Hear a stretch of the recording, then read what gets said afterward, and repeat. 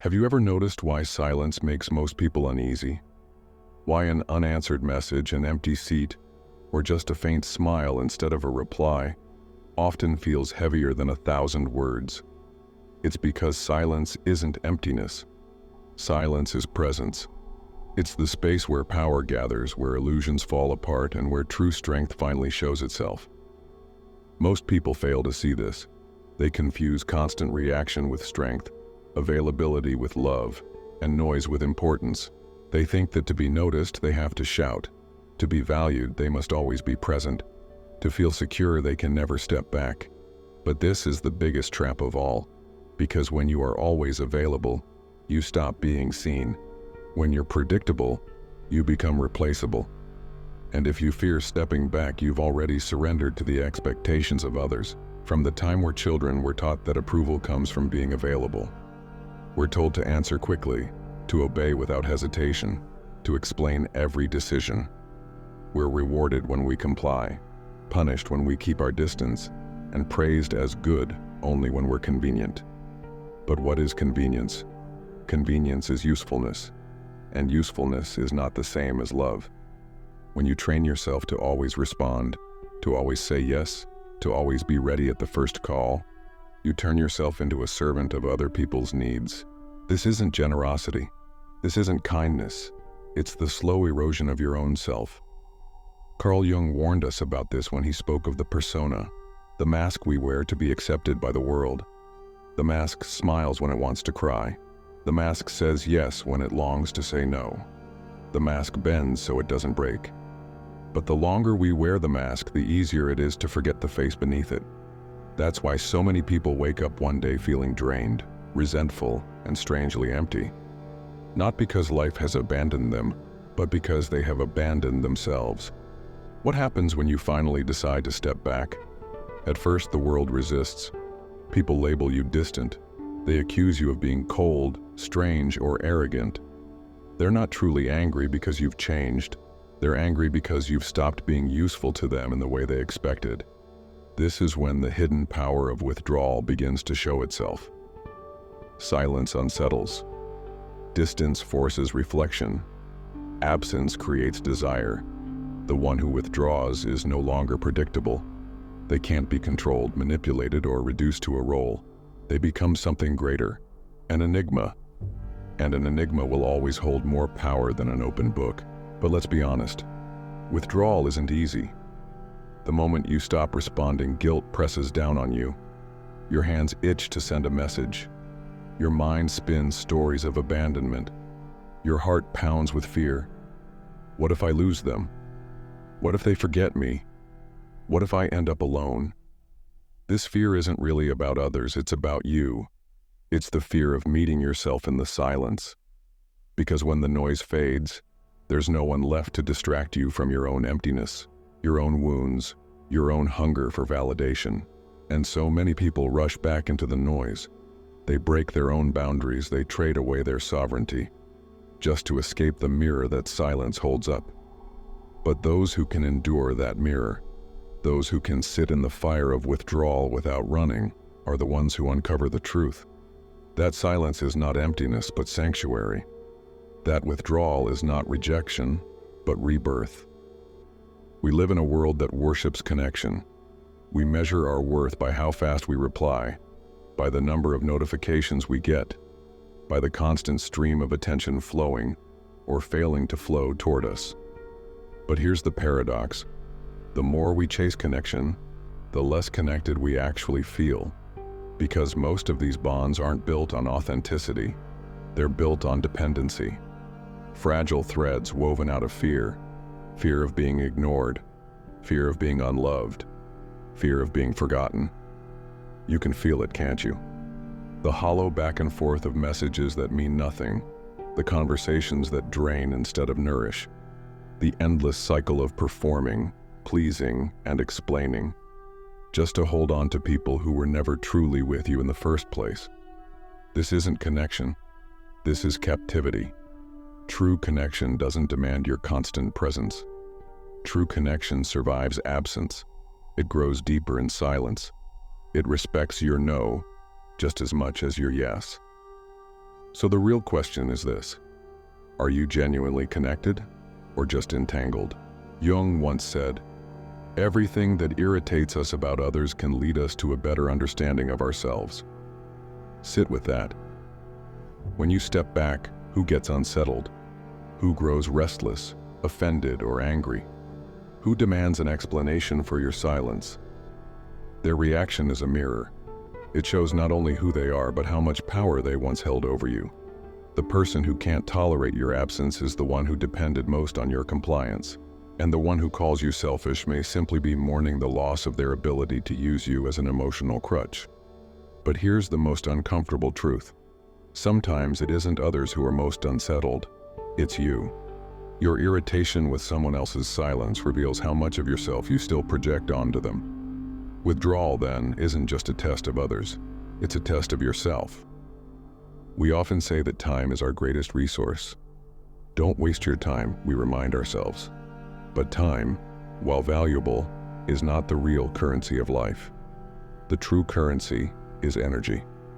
You can give someone an hour of your time and walk away feeling whole, or give someone 5 minutes and feel completely drained.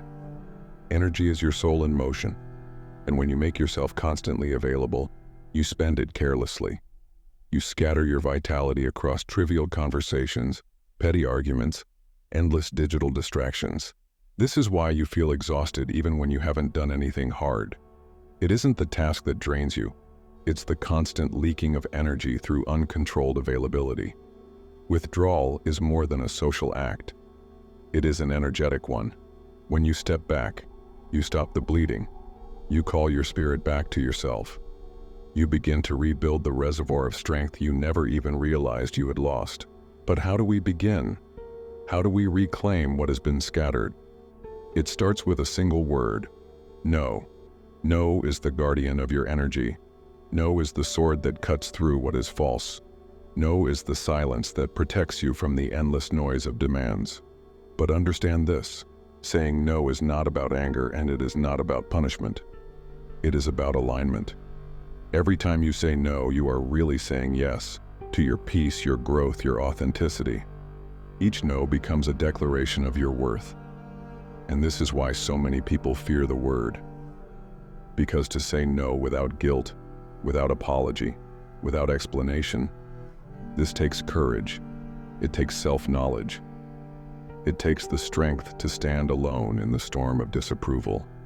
But once you taste it, once you feel the quiet power of no, you will wonder why you ever lived without it. Picture your mind as a vast palace. Every time you react to a message, every time you rush to explain yourself, every time you give in to the pull of noise, you're opening the gates of that palace to strangers. They wander your halls, move your furniture, scribble on your walls, and drain your stores. And then you wonder why everything inside feels so chaotic. Withdrawal is the act of closing those gates. It's the process of restoring order within your palace, of deciding who enters, who stays, and who remains outside. And once the halls of your mind are no longer crowded with strangers, you finally hear the sound that's been drowned out for far too long: your own voice. One of the deepest fears that keeps us trapped in constant availability is this: if I step back, they'll forget me. This fear runs deep because it touches the oldest wound of the human heart, the fear of abandonment. As children, our survival depended on being noticed. To be forgotten was to be unsafe. And we carried that instinct into adulthood, where the stakes are no longer life or death, but they feel just as heavy. Here's the paradox. In trying so hard not to be forgotten, we often erase ourselves. We become so eager to please, so desperate to stay in someone's memory, that we disappear behind the very masks we create.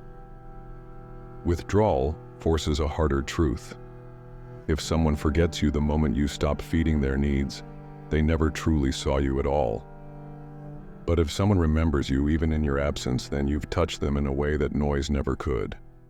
To withdraw, then, is to discover who truly values your presence and who only valued your compliance. There's a strange law of human psychology. Sometimes absence speaks louder than presence. Think of the great teachers, leaders, and mystics throughout history. They didn't spend their lives begging to be noticed. Many vanished for long stretches, into the desert, into the mountains, into the solitude of retreat. Their absence created an aura.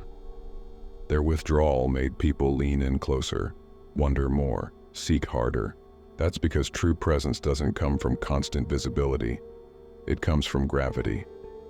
And gravity isn't built by chasing, but by withdrawing into your own center, until your very being pulls others toward you without effort. Absence, when chosen with strength, becomes presence in its most refined form. Withdrawal isn't only about social dynamics, it's also about breaking inner chains. Every time you step back, you loosen the grip of attachment. You free yourself from the constant need for validation, from the reflex to explain, from the illusion that you must be everything to everyone. Each act of withdrawal is like breaking a link in a chain. At first, it feels frightening. You wonder, what if I lose everything? What if I end up standing alone? But as the links begin to fall away, you start to feel something else. Lightness. You realize you were never meant to carry so much weight, and you see that most of those chains were never forged by your own hands, but fastened onto you by the demands of others. Freedom doesn't come through addition, it comes through subtraction, by letting go of what was never yours to hold. The mystics of every tradition understood the necessity of retreat. Jesus withdrew into the desert, Buddha withdrew into the forest, the Stoics withdrew into an inner exile, even while living among the crowds. Why? Because solitude strips away illusion. When you are alone, the applause fades, the criticism falls silent, the roles and masks loosen their grip. What remains is raw and unpolished, the desert within. At first it is harsh, lonely, even unbearable. But only in this desert does the true self begin to speak. Withdrawal is not about running from life. It is about stepping into the inner desert so you can return renewed. It is about facing the silence that terrifies you until it becomes the silence that guides you. Power is not loud. It is not desperate, it does not chase. Power is the ability to remain unmoved in the face of provocation. Power is the calm refusal to explain when accused. Power is the quiet smile in the storm of insults. And nothing builds power like the discipline of withdrawal. Because when you can step back, not from fear, not from resentment, but from sovereignty, you become untouchable. Others may rage. They may hurl words like stones. They may demand your presence, your energy, your constant attention. But you will know. Their fury only exposes their dependence, and your silence reveals your freedom. Let's be clear, withdrawal is not the end of the journey. It is a stage, a crucible, a fire. The point is not to disappear forever, but to return transformed, stronger, lighter, whole. Like a blacksmith placing a blade into the fire, not to destroy it, but to forge it into something unbreakable. Like a seed sinking beneath the soil, not to rot, but to rise again in season, bearing fruit and flowers. Life's cycle is not endless noise, endless presence, endless giving. It is rhythm, retreat and return, silence and speech, distance and closeness. Those who never withdraw grow weak from overexposure. Those who never return grow brittle in isolation. Wisdom is the balance. Power is the rhythm. Withdrawal is not death, it is a womb. When you step back from the world, it may feel at first like vanishing, like slipping into irrelevance. But in truth, you are returning to the source. Just as the caterpillar enters the cocoon, withdrawing from everything it once knew, the self too must enter its hidden chamber. Inside that chamber, old forms dissolve. Old identities fall away. What once defined you becomes unrecognizable. The greatest gift of withdrawal is sovereignty. To be sovereign is to belong fully to yourself.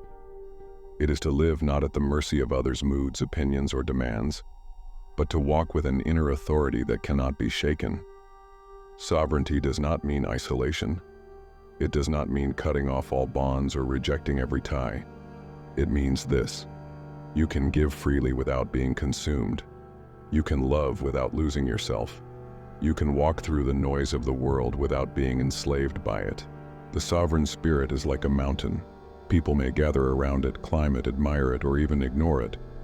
But the mountain remains, silent, steady, unmoved.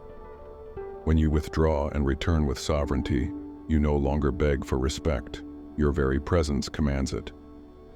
Most lives are lived in reaction to two forces: approval and condemnation. We rise when praised. We sink when criticized. We bend ourselves endlessly to win the first and avoid the second. But this is a form of slavery. The one who is truly free does not rise or fall with the shifting winds of opinion. They live from a deeper axis, from a core untouched by the noise of praise or blame. Withdrawal teaches this freedom. When you step back, when you refuse to explain, when you learn to rest in silence, you begin to feel it. The opinions of others lose their weight. They pass like shadows across your path, leaving no mark. And then you see clearly. Approval is not the measure of your worth. Condemnation is not the threat you once believed it was. You were never defined by either. The final mastery is not withdrawal alone, it is rhythm. To withdraw at the right time, to return at the right time, to know when to speak and when to stay silent, when to give and when to withhold, when to stand visible and when to disappear. This rhythm is the secret of power. It is the dance of presence and absence, noise and silence, surrender and sovereignty. Look at the ocean. It withdraws with the tide only to return with strength. Look at the moon. It vanishes into darkness only to appear in fullness. Look at your own breath. It withdraws into silence only to return in life-giving flow. To live without rhythm is to live in chaos. To live with rhythm is to live in harmony with the universe itself. And so you arrive at the place beyond fear, where you no longer chase approval, no longer dread abandonment, and no longer waste your breath explaining yourself to those unwilling to understand. You live untouchable, not because you are hardened, but because you are whole. You can love without losing yourself. You can give without being drained. You can walk alone without feeling lonely. This is the fruit of withdrawal. This is the rebirth of sovereignty. This is the life beyond noise. As you return to your world, remember this. Every unanswered message is not neglect, it is freedom. Every silence is not emptiness, it is power. Every step back is not retreat, it is preparation.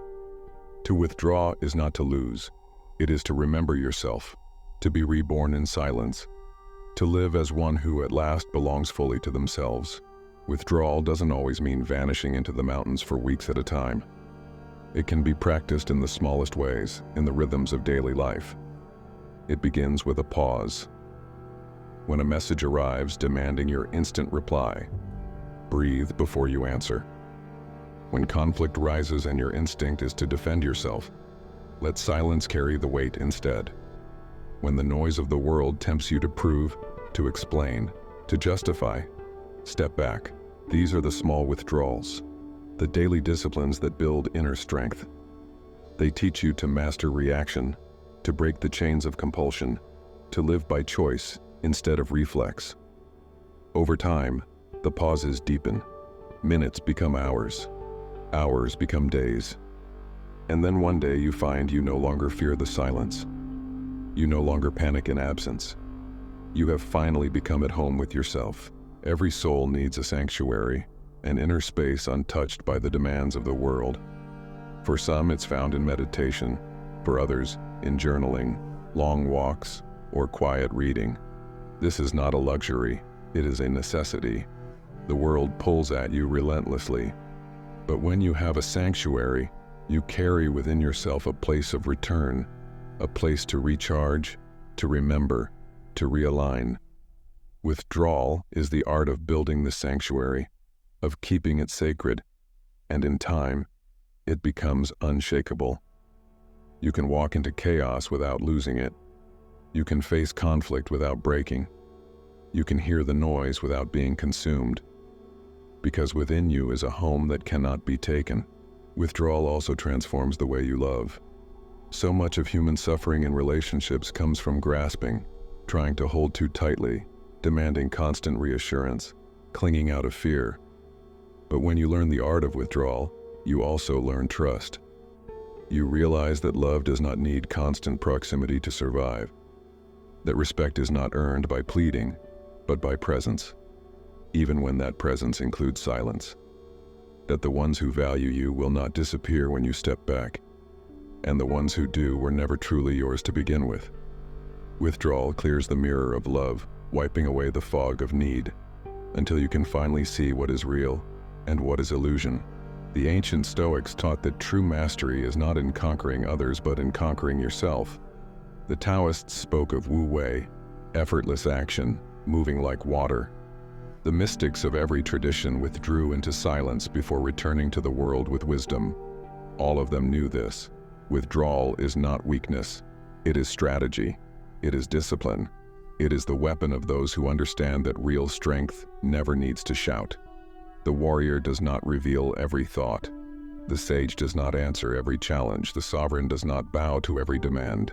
Their silence is not emptiness. It is authority. And so, as you listen now, the invitation is simple. Do not fear absence. Do not fear silence. Do not fear withdrawal. Step back, even if only for a moment. Learn the rhythm of retreat and return. Find your sanctuary. Build your sovereignty. And when the world pushes you to prove, to explain, to answer, remember this. Your power is not in your noise, but in your stillness. Your strength is not in your constant presence, but in your chosen absence. Your freedom is not in being everything to everyone, but in belonging fully to yourself. Withdrawal is not escape. It is awakening. It is not the end of your story. It is the hidden chapter that transforms every other page. So walk boldly into silence. Stand firm in your absence. And when you return as one reborn. Because the world does not need more noise. It needs souls who have touched silence and who carry its wisdom back with them.